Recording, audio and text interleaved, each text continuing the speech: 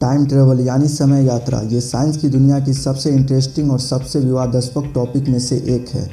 Time travel के ऊपर तो आपने बहुत सारे वीडियो को देखे होंगे, पर इस वीडियो में आपको टाइम ट्रेवल के बारे में सब कुछ पता चलने वाला है।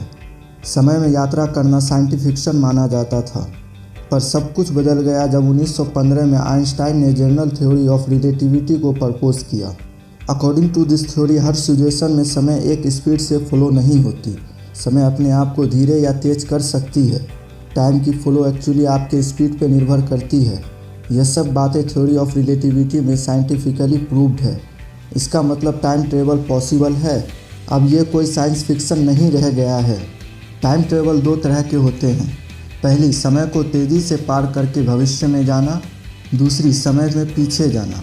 सो फ्रेंड, अब हम जानेंगे कि टाइम ट्रेवल कैसे कर सकते हैं। ज़्यादातर लोगों का यह मानना है कि टाइम ट्रेवल यानी समय यात्रा एक ट्रू कॉन्सेप्ट नहीं है, ये तो बस साइंस फिक्शन है।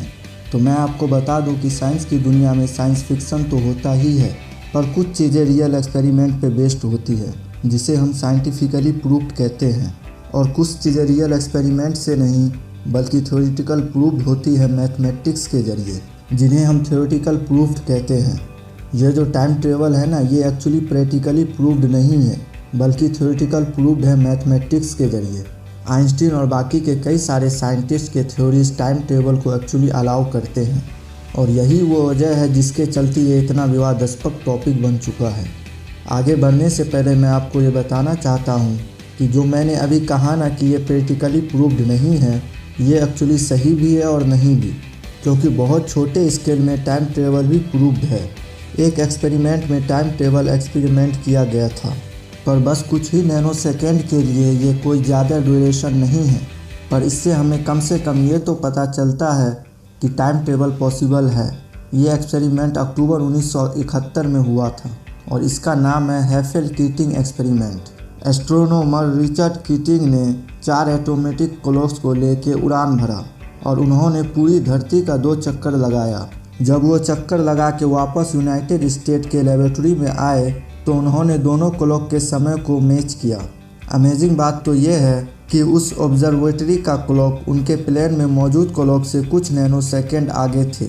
मतलब उनके प्लेन का वॉच का समय कुछ नैनो सेकेंड पीछे था। अब कुछ लोग कहेंगे कि अरे यार, ये बस कुछ नैनो सेकेंड का फ़र्क है, तो इससे क्या फ़र्क पड़ता है, शायद वो घड़ी ही ख़राब होगी। पर मैं आपको बता दूं कि वो एक्सपेरिमेंट जनरल क्लॉक से नहीं हुई थी, वह एक एटोमेटिक क्लॉक से की गई थी। इस दुनिया में एटॉमिक क्लॉक से ज़्यादा और कुछ भी नहीं है। ये 1 सेकेंड के लाखवें हिस्से को भी रिकॉर्ड कर सकता है। पर इस एक्सपेरिमेंट से आखिर प्रूव क्या हुआ?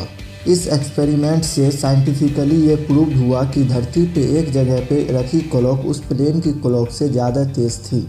इसका मतलब क्या धरती पे रखी क्लॉक तेज़ हुई या फिर प्लेन वाली क्लॉक स्लो?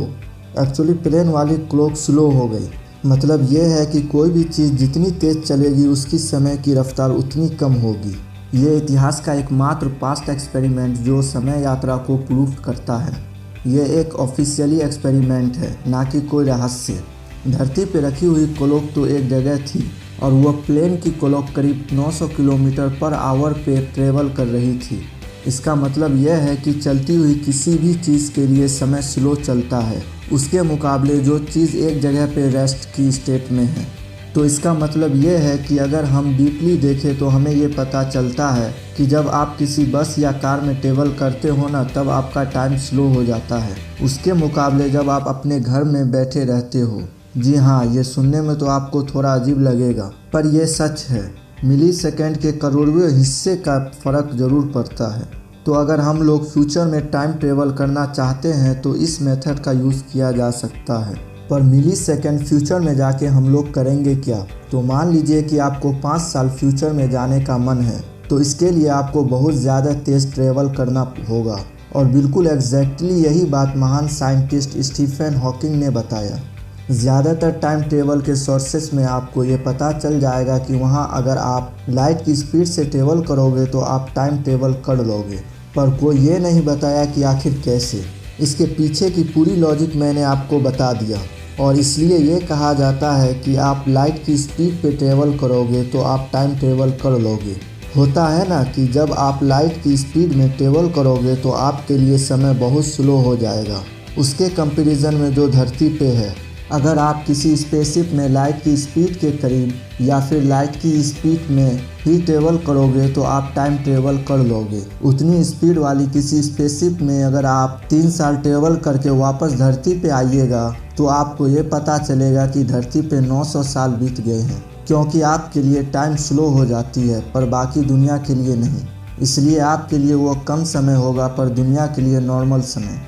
अब बहुत लोग कहेंगे कि अरे यार ऐसी बता दिया कि अगर 3 साल ट्रेवल करोगे तो 900 साल पार हो जाएंगे, इसका कोई परफेक्ट रेशियो होगा ना? तो जी हाँ, इसका रेशियो है और आप इसे विकिपीडिया की ऑफिशियल पेज पे पढ़ सकते हैं। तो जैसा कि मैंने कहा, स्पेसशिप के अंदर की टाइम स्लो हो जाएगी धरती के कंपैरिजन में और इसलिए धरती की टाइम बहुत जल्दी पार होगा, पर आपके लिए नहीं। आप तो आराम से अपने स्पेसशिप में ट्रेवल कर रहे होंगे और जब आप वापस आएंगे तो बहुत साल बीत चुके होंगे। तो इसी तरह आप भविष्य में ट्रेवल कर सकते हैं। इसकी एक लिमिटेशन ये है कि आप वापस नहीं आ सकोगे। अगर इस मेथड से आप भविष्य में चले गए तब आपको हमेशा वहीं रहना होगा। तो यही है भविष्य में जाने की साइंस। पर यह मेथड प्रैक्टिकल क्यों नहीं है, थ्योरेटिकल क्यों है? ये इसलिए क्योंकि ये तो ऑफिशियल बात है कि लाइट की स्पीड में चलने वाली ट्रेन बनाना बिल्कुल भी प्रैक्टिकल नहीं है, क्योंकि अगर हम लोगों ने ऐसी मशीन बना भी ली तो इसे कोई ऐसी पावर की सोर्सेस नहीं दे सकेंगे जिससे ये ऑपरेट कर सके।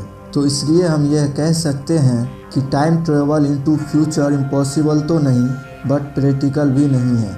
चलो, हमने तो time travel into the future की बात कर ली, अब थोड़ा सा time travel into the past यानी अतीत में जाने की बात कर लेते हैं। देखो, अतीत में आप किसी लाइट की स्पीड जैसी कोई तरीके से नहीं जा सकते। पास्ट में जाना ये तो फ्यूचर में भी जाने से ज़्यादा विवादास्पद है। एक पैराडॉक्स यानी एक विरोधाभासक के चलते, जिसका नाम है द ग्रैंडफादर पैराडॉक्स। यह एक बहुत ही फेमस पैराडॉक्स है। यह पैराडॉक्स ये कहती है कि मान लीजिए कि आप किसी भी तरह समय यात्रा करके पास्ट में चले गए और आपने अपने दादाजी को मार दिया तो आप इस समय कैसे रहोगे। मेरा मतलब, जब आपने अपने दादाजी को मार दिया तब तो आपके दादाजी ही नहीं रहे, तो आपका जन्म कैसे हुआ? आप तो पैदा ही नहीं हुए, तो उन्हें मारा किसने? ये तो बिल्कुल ही नॉनसेंस वाली बात है। यह एक सुपर कंफ्यूजिंग प्रॉब्लम है जिसका कोई उत्तर नहीं है। इसलिए बहुत सारे लोगों का ये मानना है कि अतीत में जाना इम्पॉसिबल है, पर स्टीफन हॉकिंग का ये कहना है कि ये सब पॉसिबल है और वो तरीका है वर्म होल। इसके बारे में सबसे पहले अल्बर्ट आइंस्टाइन ने बताया था, इसलिए वर्म होल का दूसरा नाम आइंस्टाइन रोजन ब्रिज है। अब वर्म होल क्या है? सुनिए, वर्म होल को आप टनल कह सकते हैं जो ब्रह्मांड के 2 जगह और 2 समय को जोड़ता है। पर जानते हो, ये कुछ ज़्यादा ही नॉन थ्योरेटिकल चीज़ है। मतलब साइंटिस्ट ने ये दावा तो ज़रूर किया है कि वर्म होल एग्जिस्ट करती है, पर आज तक किसी ने एक भी वर्म होल को नहीं देखा है। तो आप ये कह सकते हो कि इसकी होने की चांसेस बहुत कम है और ये एक मिस्ट्री है। ये बस मैथमेटिकल प्रूव्ड है, प्रैक्टिकल नहीं। टाइम ट्रेवल का सबसे इंटरेस्टिंग तरीका है ट्रेवलिंग थ्रू टाइम मशीन, पर टाइम मशीन एक्चुअली कुछ ज़्यादा ही साइंस फिक्शन टाइप हो जाएगा। इसे चलाने के लिए हमें स्पेशल टाइप ऑफ एनर्जी चाहिए जिसका नाम है नेगेटिव एनर्जी, और नेगेटिव एनर्जी भी एक थ्योरेटिकल कॉन्सेप्ट है जो हर टिपिकल मिस्टीरियस चीज़ों की तरह सिर्फ मैथमेटिकली प्रूव्ड है। और टाइम मशीन बनाने को कोई स्पेशल फार्मूला भी नहीं है किसी के पास, पर हम ये होप कर सकते हैं कि फ्यूचर में शायद हम टाइम मशीन बना सके। तो कंक्लूजन ये निकलती है कि time travel into the future ये प्रैक्टिकली पॉसिबल तो ज़रूर है। ये अलग बात है कि हम लोग उतनी स्पीड से चलने वाली ट्रेन को नहीं बना सकते, पर time travel to the past ये बस मैथमेटिकल पॉसिबल है बट प्रैक्टिकल नहीं। तो फ्रेंड, ये था टाइम ट्रेवल का एक्सप्लेनेशन।